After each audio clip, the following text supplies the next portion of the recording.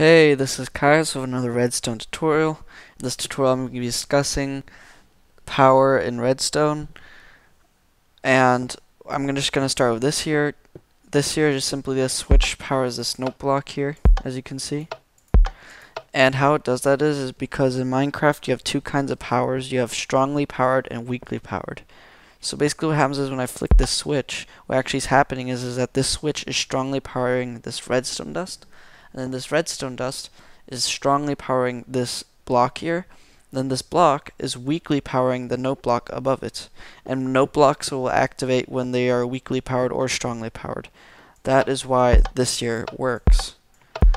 And basically redstone dust will strongly power stuff, so will torches, buttons, and all that.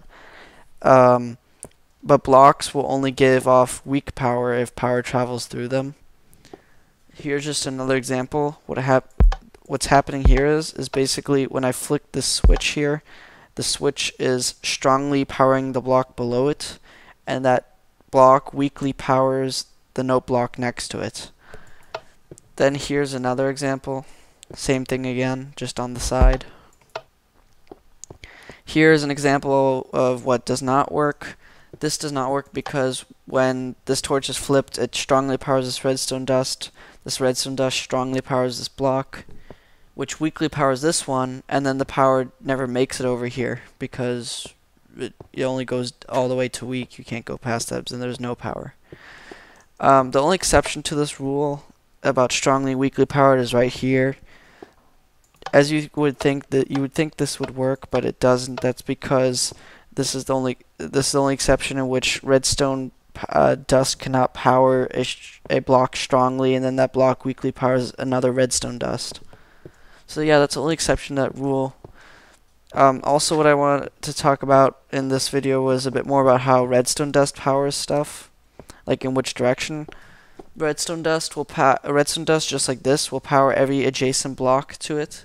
So if let's say if I were to power this redstone dust here, it would power this block, this block, this block, and this block. I have an example of that here, as I have this redstone dust up here in the middle, which in theory should power all four of these note blocks, which it does. And then another thing about redstone dust is that it will also strongly power the block below it.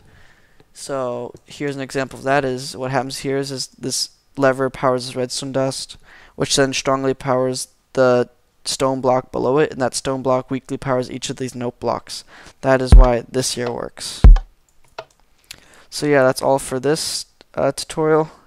Plan on making more of these. Thanks for watching.